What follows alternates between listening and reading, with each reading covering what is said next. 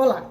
Hoje no mundo político, o cenário de luta contra a pandemia nas favelas. Neste momento em que o Brasil chega aos 300 mil mortos pela Covid, as batalhas contra a doença, o desemprego e a fome.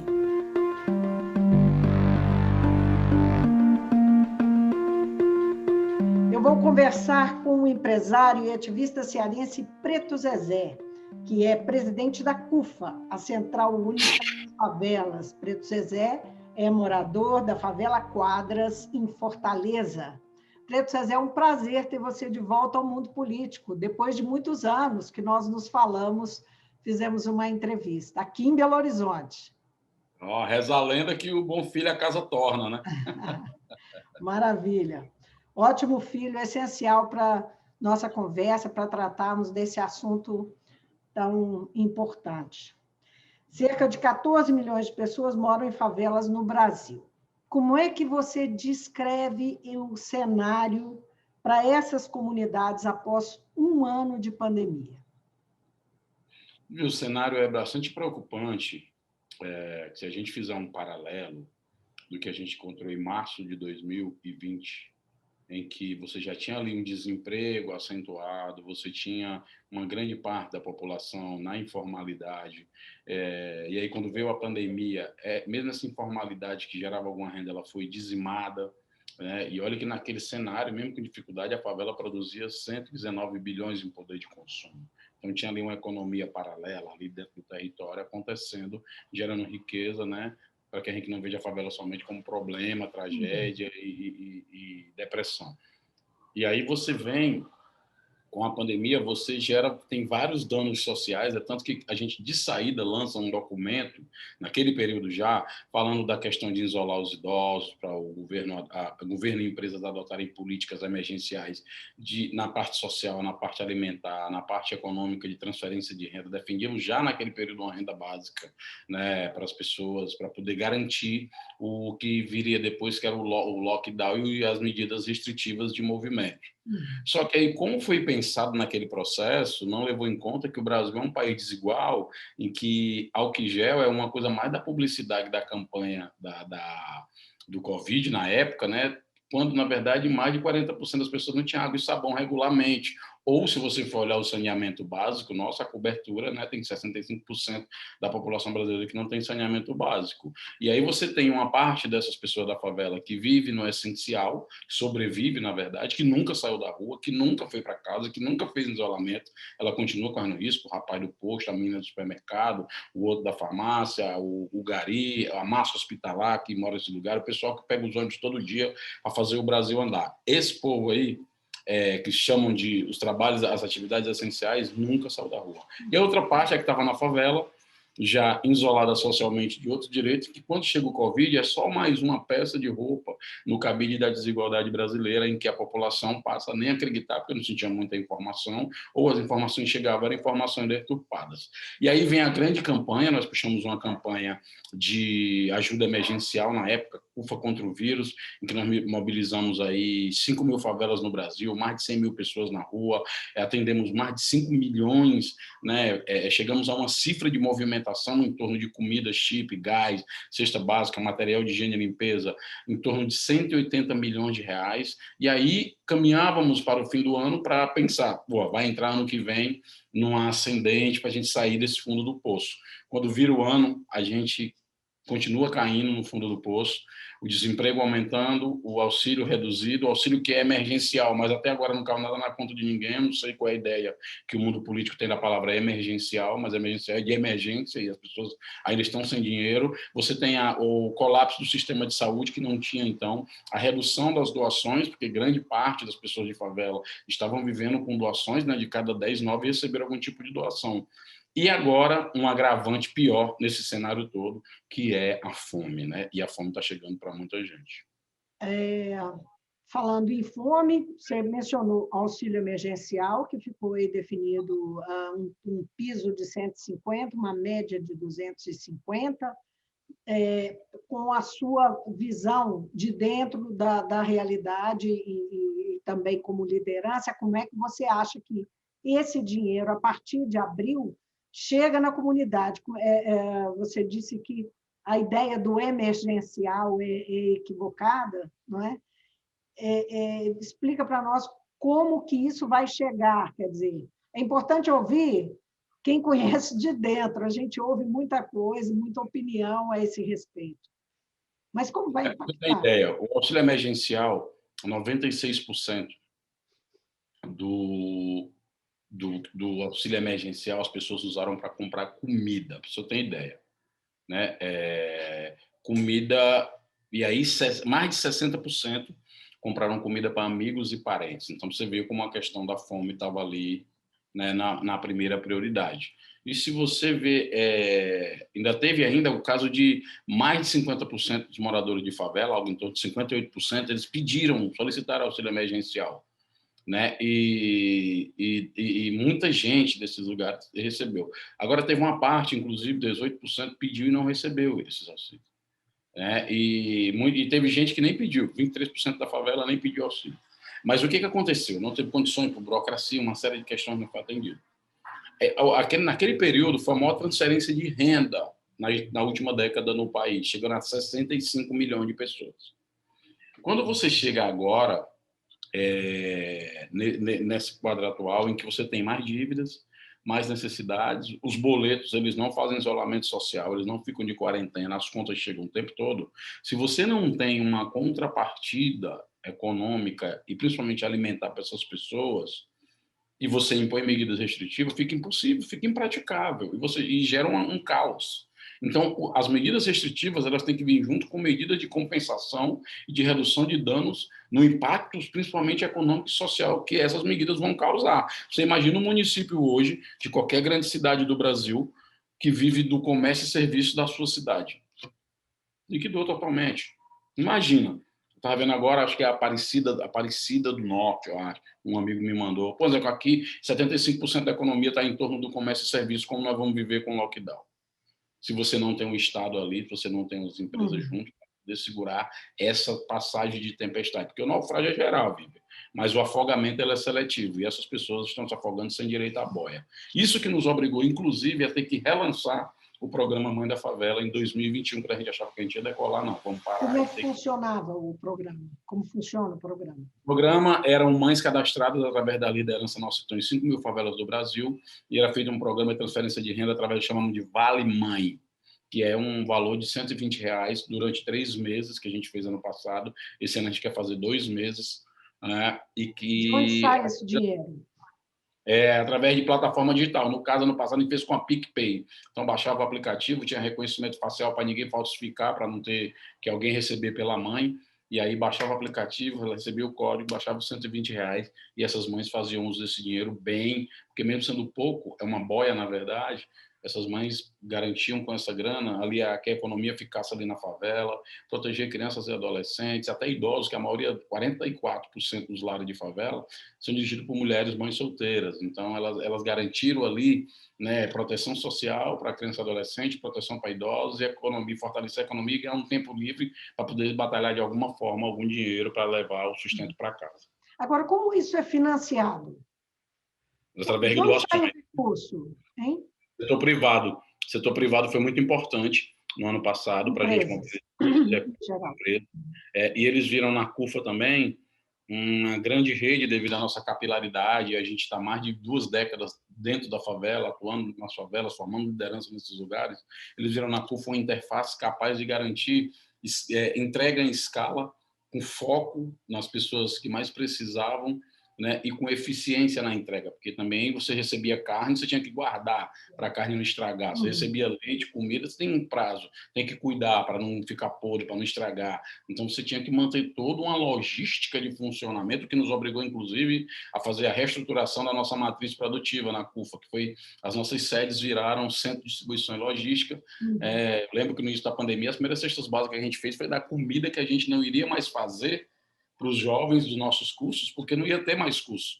E aí pegamos parte dos recursos financeiros, demos para as pessoas mais vulneráveis e para os nossos colaboradores grana para 3 meses, porque ninguém também sabia o que ia acontecer naquela época. Era algo que nem a gente tinha um retrovisor de o que aconteceu atrás, e era incerto o futuro, como hoje ainda não é tão incerto, mas ainda a longo prazo vai ter muito sofrimento ainda.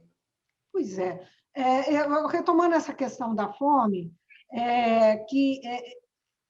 você falou do auxílio emergencial, que só vai se concretizar em abril, não é? Nesse momento, como é que está sendo? Além desse vale, não é? Como é que as pessoas estão fazendo? Quer dizer, em que medida, na verdade, a pergunta é em que medida essa assistência que vem lá, esse apoio que vem das empresas, é capaz de, nas grandes favelas brasileiras, onde vocês alcançam, não é? Onde a vista alcança pela CUFA, né? Vocês conseguem ver o atendimento, a necessidade sendo realmente atendida, ou as pessoas estão efetivamente passando fome? Qual é a situação? Não tenho ideia. Com o fim do auxílio emergencial, hoje, 67% das pessoas estão cortando despesas básicas, né? E só tem 8% das pessoas mantendo um padrão de consumo que mantinha no passado. Pra você ter ideia. Então, já é um impacto grande.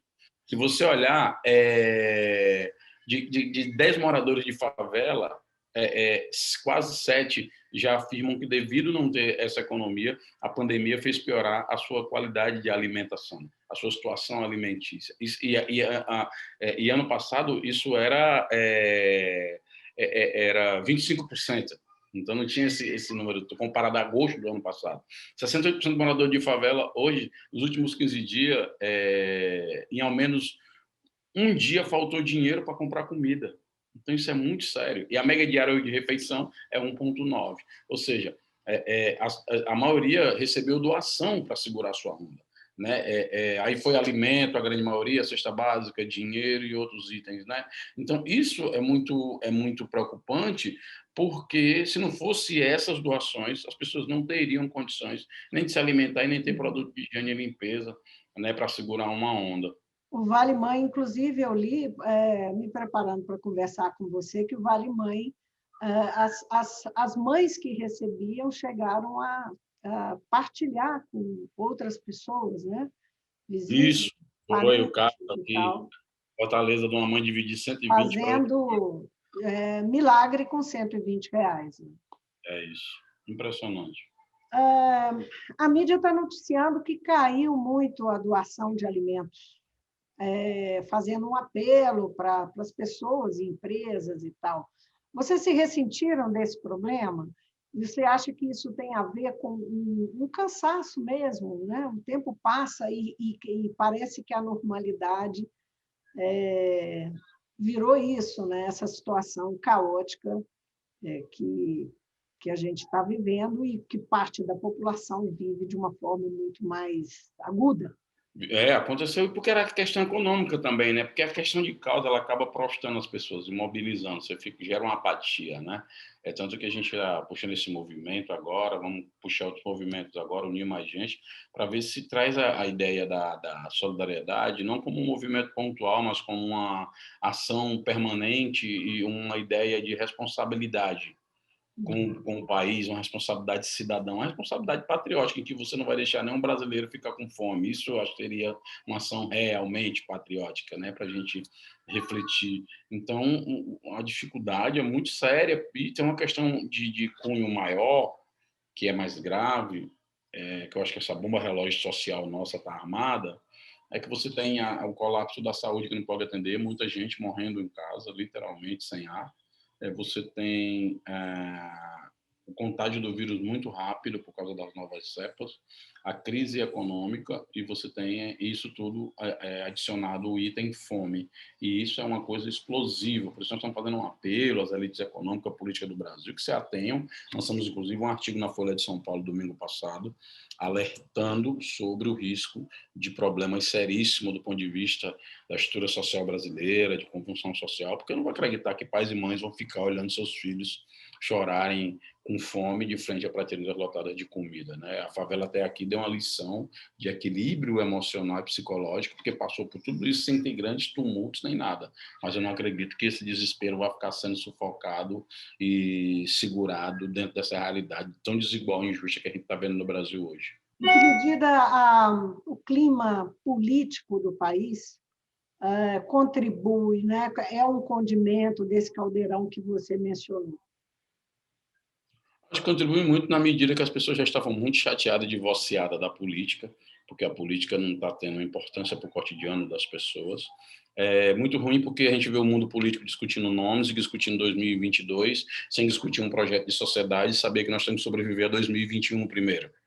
Né? Tem muito nome discutido, muita vaidade, muito ego, mas tem pouco projeto de sociedade. E não existe uma agenda pública para a gente passar essa tempestade. Então, é muito preocupante que o mundo político, né, porque era tudo para ser. Eu vejo gente reclamando da liberdade de imprensa, o outro debatendo a agenda econômica, o outro de discutir no mundo político. Era importante se tudo isso, liberdade de imprensa, agenda econômica de enfrentamento à desigualdade, igualdade social, solidariedade, isso tudo viesse num pacote só. Mas parece que isso muda de acordo aos interesses corporativos e dos grupos políticos e econômicos. Era bom que a gente tivesse uma pactuação enquanto sociedade, e esse é o desafio da pandemia. Ou a gente encaminha uma agenda de enfrentamento à desigualdade com foco em quem mais precisa, ou quanto sociedade nós vamos falhar. E aí, se a gente não compartilha riquezas e benefícios para quem mais precisa, oportunidades, talvez a gente tenha que compartilhar muitas e muitas tragédias. Agora, você está falando em, na verdade, uma organização política, um pacto, não é? Em torno das necessidades. Eu não estou falando de um pacto de políticos, mas um pacto político em torno das necessidades dessa população mais vulnerável. Isso implica chamar lideranças. A gente sabe que implica chamar lideranças. O desespero pode levar as pessoas à rua, mas uma organização dessa implica a formação de lideranças e chamar lideranças. Quem, na sua opinião, poderia liderar um processo desse? De quem você espera que parta a liderança de um processo desse? Eu acho que as instituições, eu acho que o Congresso Nacional, as federações de indústria, as organizações da sociedade civil podiam muito bem sentar e pactuar isso. O poder público tem a sua responsabilidade e a sua obrigação, o Estado brasileiro tem. Mas é preciso o engajamento da sociedade para fazer com que as coisas andem mais rápido no Brasil. Estão muito travados em interesses corporativos, interesses que não são de maioria, e é preciso que a maioria se organize para poder fazer valer a agenda, para pautar, inclusive, o mundo político, e não ser pautado pelo que ele está discutindo. Você mencionou essa questão da percepção da população, das favelas, em relação à política. O descrédito, né? O sentimento de descrédito. Na pandemia, ainda mais. Como é que você vê o comportamento, assim, o que faz, o que pensa individualmente aquele cidadão da favela? Ele não tem nenhuma expectativa sobre essa mudança na política? Nós temos alguns problemas em relação à política, viu? O primeiro deles é que o cidadão só é chamado a participar da política de 2 em 2 anos no Brasil. É um país eleitoral. Você sai de uma eleição, você entra no ano pré-eleitoral de outra. Então, isso já compromete um pouco a qualidade da participação das pessoas na democracia. O outro ponto é que tudo que chega para a população chega como um favor dos políticos e não como uma obrigação do Estado, e não como um direito do cidadão. Isso é uma coisa que compromete também. E por terceiro, você tem um baixo nível, essa estrutura impossibilita um alto nível de participação, a qualidade é muito baixa do nível político do debate, e acaba que o controle social da população sobre o Estado, sobre as políticas públicas, fica comprometido, porque quando ele não é aparelhado com grupos de circunstância e tal, o que também não garante credibilidade da sociedade em relação àquele controle, o cidadão ele é excluído e colocado como coadjuvante da sua própria história, do seu próprio processo. Porque hoje, por exemplo, a população não sabe, por exemplo, hoje puxa o parlamentar que você votou e veja quantas emendas parlamentares a estrada de cano para o orçamento para a questão da pandemia dentro da favela. Aí você vai saber realmente quem está comprometido com o que falou no discurso, ou se era só discurso e emocional e na prática é outra coisa. Porque se não tem orçamento de dinheiro, você não faz política pública. Né? Então, esses três elementos, a deturpação da ideia de política como coisa de político, do direito como uma questão de favor. E a desmobilização, e aí logo gera o sentimento de apatia, de afastamento, de ruptura, e aí gera a imobilização da sociedade, são elementos extremamente prejudiciais ao processo democrático, inclusive a construção de uma democracia realmente que as pessoas participem dela e se sintam donas do Estado, se sintam partícipes da política e vejam a política como uma coisa boa e não como uma coisa ruim.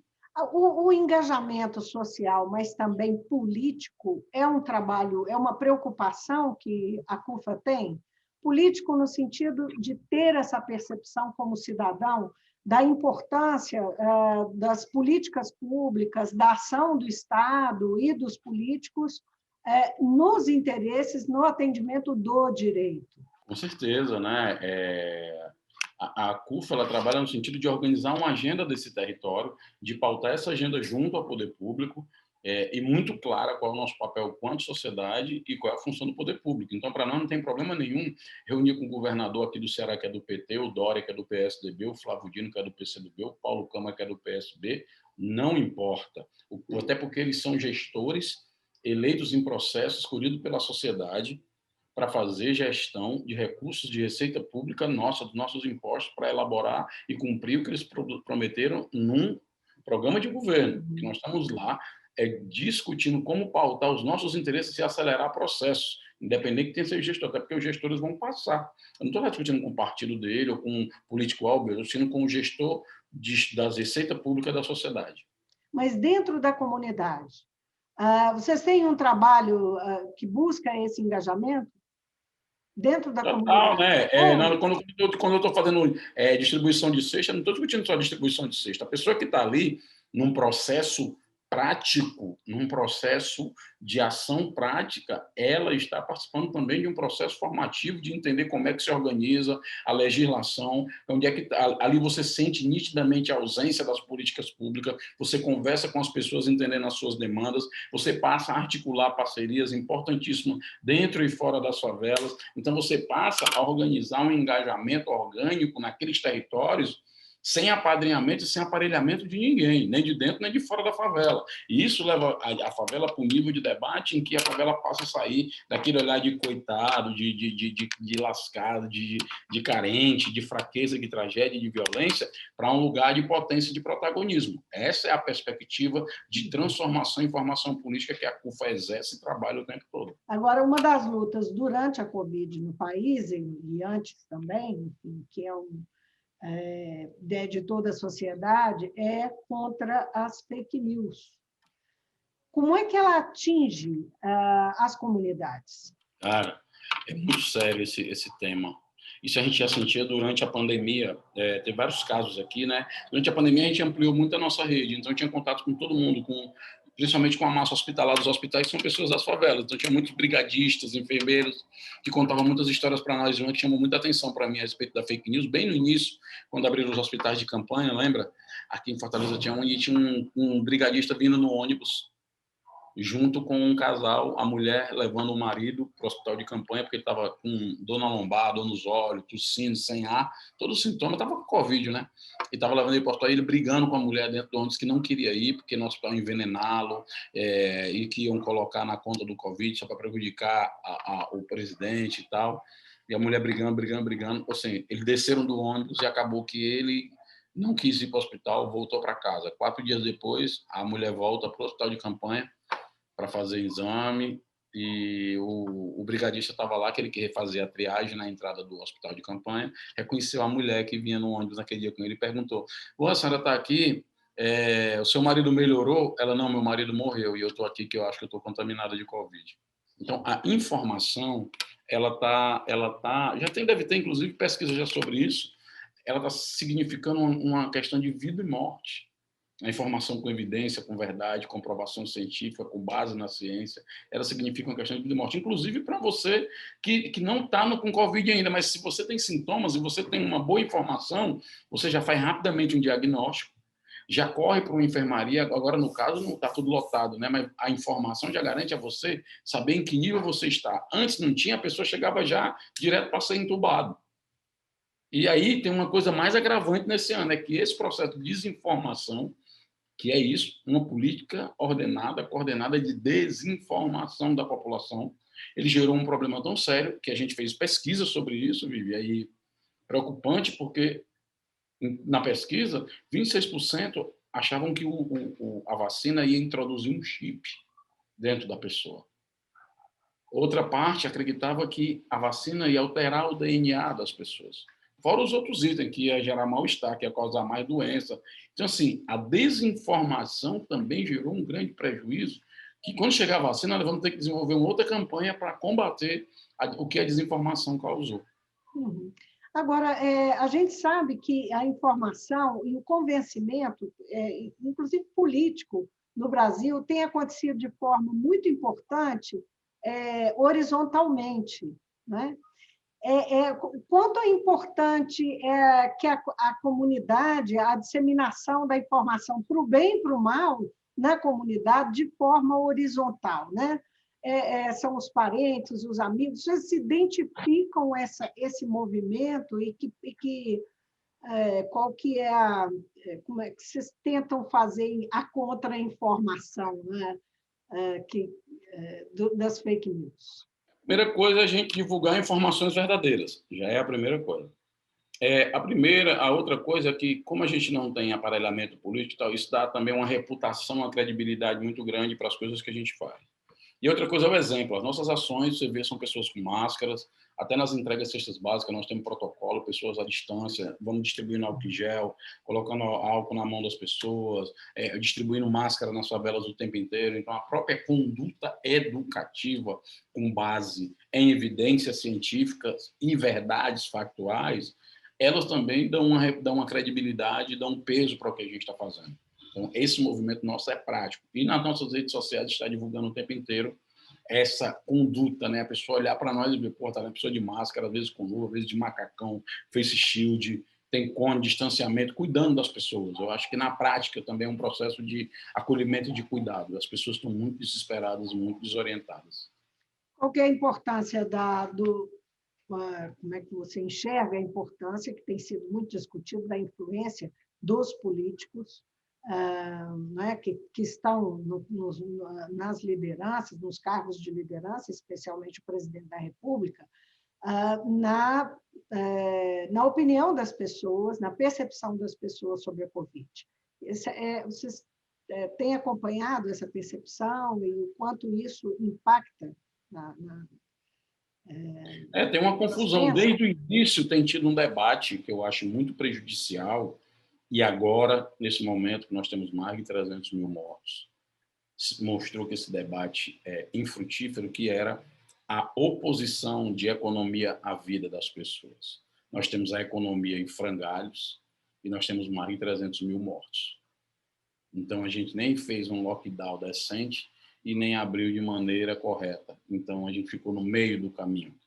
E isso se deve muito a essa falta de liderança, a esse processo de indecisão, a essas informações confusas e trocadas, e que hoje tem gente, por exemplo, tomando remédios sem prescrição médica, fazendo tratamentos em base de crença, inclusive gerando outros problemas de saúde. Inclusive, agora o sistema de saúde está sofrendo com pessoas se automedicando e chegando nos hospitais com outro tipo de doença. Então, é muito grave o que nós estamos vivendo no Brasil, porque todo mundo no mundo tem um vírus como inimigo. No Brasil, nós temos vários inimigos, além do vírus. Desinformação, desigualdade, uma série de questões. Isso é muito preocupante. O que nós estamos tentando fazer é uma costura aí na sociedade, com o empresário, com políticos que estão entendendo isso, para que a gente possa construir um consenso democrático em torno dessa população que precisa urgentemente dessas questões. O que, na sua opinião, você falou um pouquinho disso, eu queria voltar. Vocês tiveram muitas experiências, a notícia, por exemplo, até da criação do G10, né, que reúne aí as 10 grandes favelas do país, está criando um banco que vai acudir pequenos comerciantes que perderam seu negócio, enfim, nas favelas.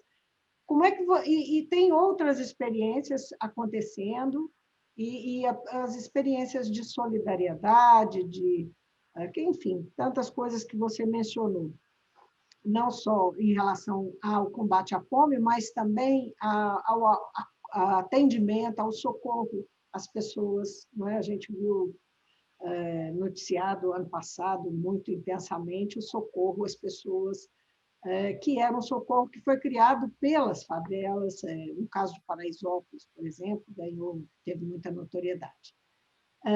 O que eu queria saber é o que você acha que fica de tudo isso, que pode ensinar o resto da população. O que é que nós temos a aprender com essas experiências? A primeira coisa é o reconhecimento da sociedade civil organizada, que até então era criminalizada há pouco tempo. Se não fosse essas pessoas, homens e mulheres, estou falando de papo reto, falando de voz da comunidade, estou falando de Equânia, estou falando de O Negro, falando de Frente Favela Brasil, ou seja, gente que estava na ponta há muito tempo, com muita história, e nesse momento segurou uma onda de ser essa missão, né, de emergência pela vida. Acho que isso é uma coisa. A outra é de que a realidade também favorece a pautar temas que estavam fora do debate. O SUS não era algo a ser debatido, a desigualdade social não era algo a ser debatida, a distribuição de renda não era algo a ser debatida. Agora é. Agora está de igual para igual a percepção da emergência desses temas. É uma oportunidade que a sociedade tem agora, que não mais é a reboque de partidos ou políticos. Isso não tem nada a ver de negar a política nem os partidos, mas só de entender que o protagonismo da agenda pública tem que ser da sociedade. Porque os políticos e os partidos eles se revezam no poder, a nossa agenda é permanente.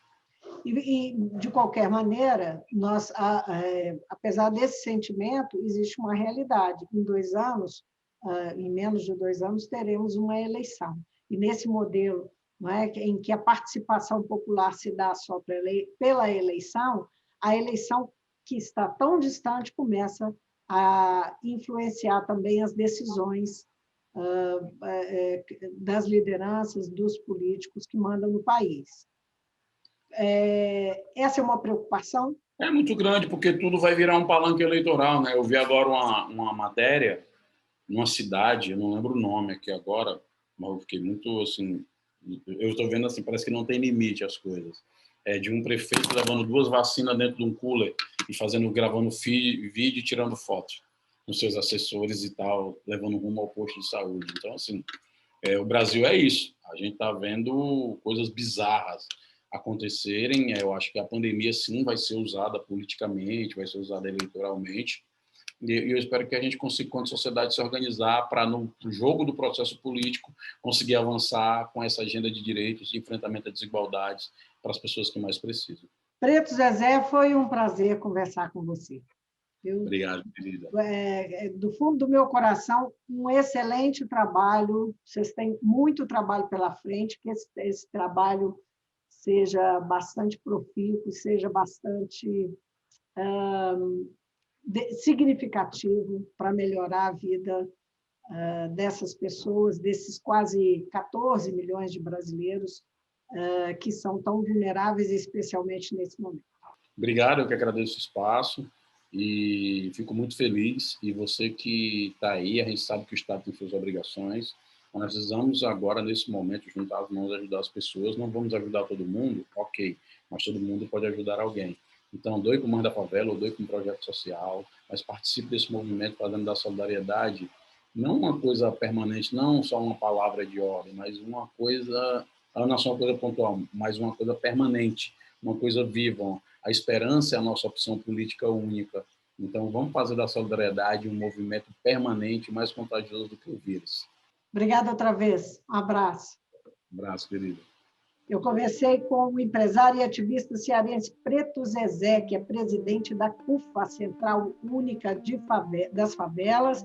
Preto Zezé é morador da favela Quadras, em Fortaleza. Um abraço para o pessoal de Fortaleza. Tchau, tchau. Até.